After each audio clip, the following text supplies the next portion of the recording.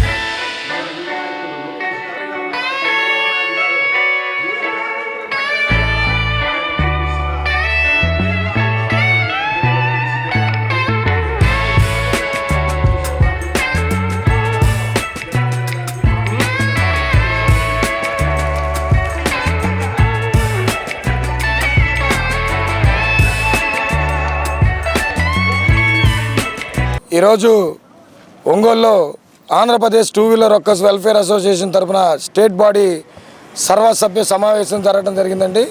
ఈ సమావేశానికి రాష్ట్ర నలుమూలల నుంచి 26 జిల్లాల నుంచి ఉన్నటువంటి అసోసియేషన్ పెద్దలు, నాయకులు వాళ్ళందరూ కూడా రావటం జరిగింది.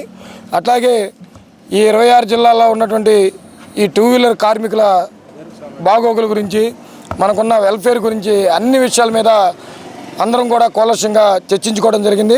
అట్లాగే రాబోయే రోజుల్లో మాకు BS6 ట్రైనింగ్ పరంగా కానీ, అట్లాగే ఇన్సూరెన్స్ పరంగా కానీ, హెల్త్ కార్డులు కానీ, అట్లాగే ఈ పెన్షన్ పాలసీ కానీ ఏదైనా కూడా అన్ని అట్లాగే మాకు ఈ రొడ్డి లేని రుణాలు ఈ పరికరాలు కొనుక్కోవడానికి వాటికి కానీ అన్నీ కూడా ప్రభుత్వం ఆదుకోవాలని చెప్పి అన్ని విధాల, అట్లాగే మేము కూడా కొన్ని విధి విధానాలు ఏర్పరచుకుని మా మెకానిక్ సోదరులకు ఏదైనా ఇబ్బందులు వచ్చినప్పుడు, ఏదైనా యాక్సిడెంట్ అటువంటి అయినప్పుడు మేమంతా కూడా ఎలా వెల్ఫేర్ చేసుకోవాలి, వాళ్ళకి సహాయ సహకారాలు ఎలా అందియాలి, మేమందరం కూడా ఐకమత్యంగా ఎలా ముందుకెళ్ళాలి అంతా కూడా ఒక ఎజెండా ప్రకారం మీటింగ్ పెట్టుకోవడం జరిగింది.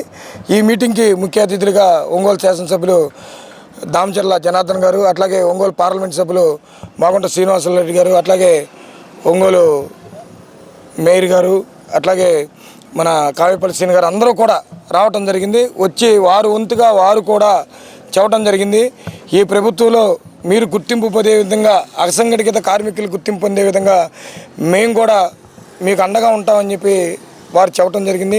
చాలా సంతోషంగా స్టేట్ పెద్దలంతా కూడా ఫీల్ అయ్యారు.